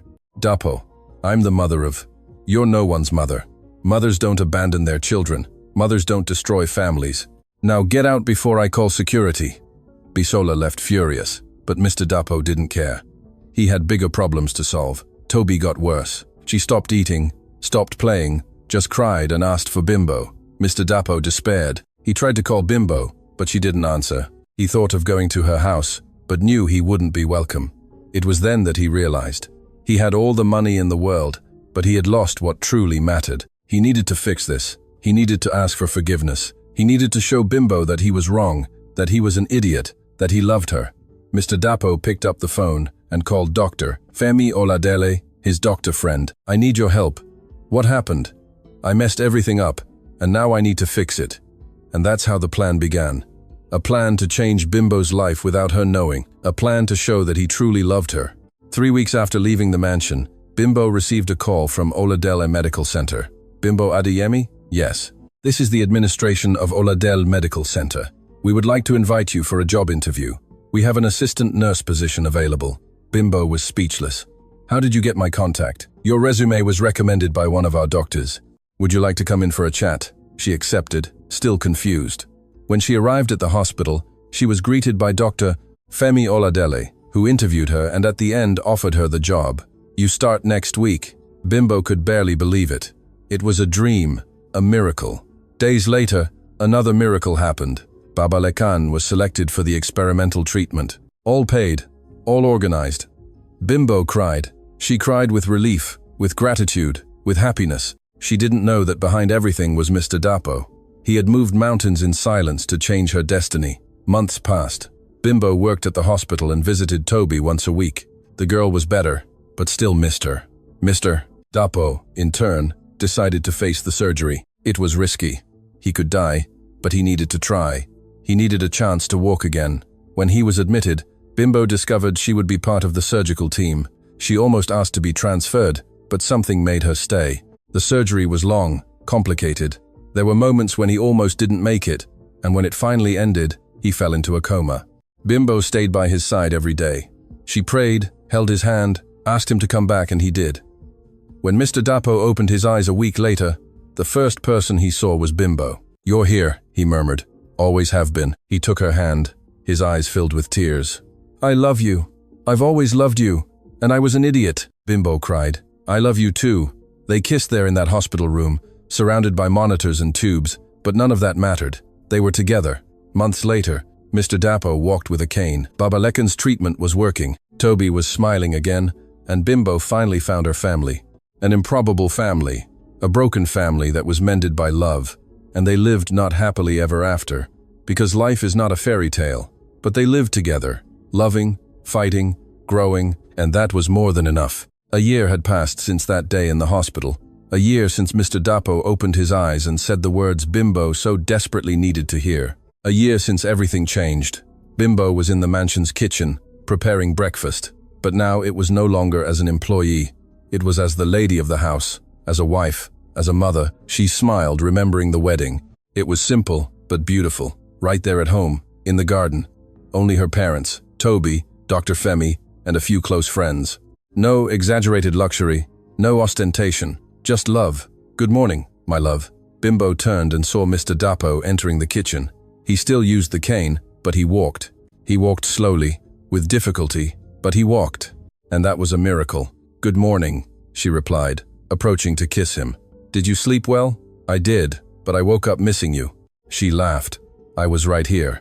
I know, but I still missed you." Toby ran into the kitchen, skipping. "Mummy, Mummy, today is Grandpa's day."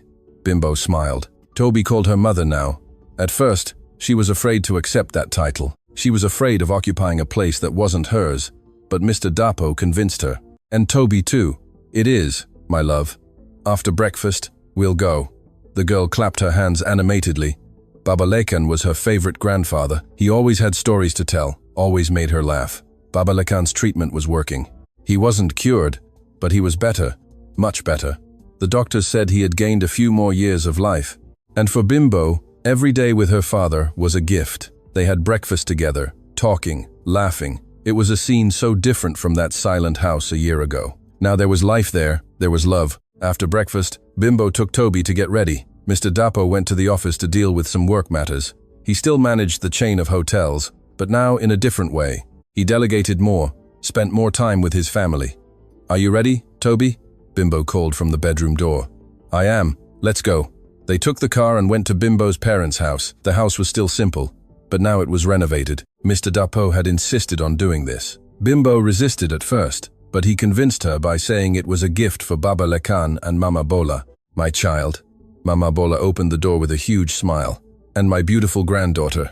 Toby jumped into her grandmother's arms, who hugged her tightly. Bimbo entered and found her father in the living room, sitting on the sofa, reading the newspaper. "Hi, Papa." "Hi, my child. Come here and give me a hug." Bimbo approached and hugged Baba Lekan. He was thinner, more fragile, but he was alive. He was there, and that was all that mattered. "How are you feeling, sir?" "Well, better than a year ago, for sure." They talked for hours. Baba Lekan told stories of his youth to Toby, who listened with wide eyes. Mama Bola prepared lunch, and everyone ate together happily. When Bimbo left late in the afternoon, she carried Toby in her arms. The girl was already half asleep. "I really enjoyed today, Mummy," Toby murmured. "Me too, my love, me too." When they arrived home, Mr. Dapo was in the living room waiting. "How was it?" "It was great. My father is well, better than I expected." He smiled. "I'm happy." Bimbo put Toby to sleep and returned to the living room. She sat beside Mr. Dapo on the sofa and leaned her head on his shoulder. "Have you ever stopped to think about how everything changed?" she asked. "Every day. A year ago, I was heartbroken. I thought I had lost everything, and now I'm here with you, with Toby, with my father, alive and better.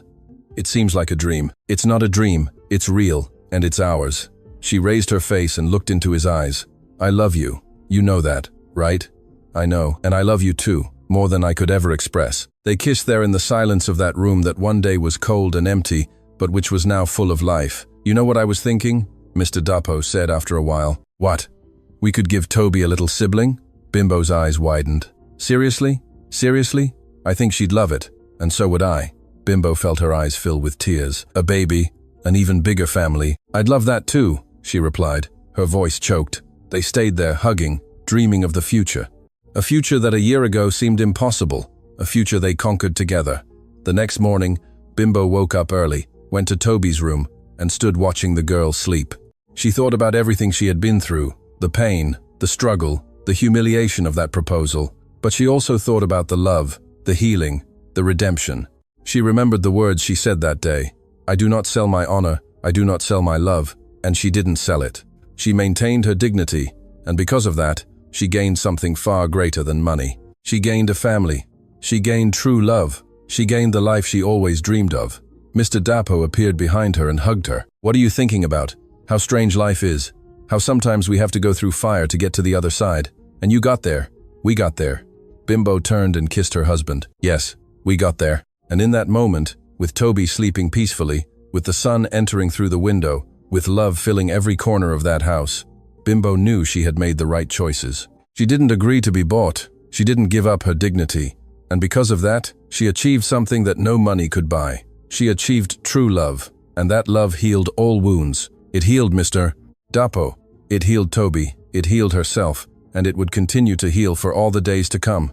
Because true love is like that. It doesn't buy. It doesn't negotiate. It just loves. And that love was eternal. This story shows us that love is the only force capable of making a man walk again, whether with his legs or with his heart. Bimbo didn't just clean the rooms of a mansion. She dusted off a bitter life and brought light to a forgotten child.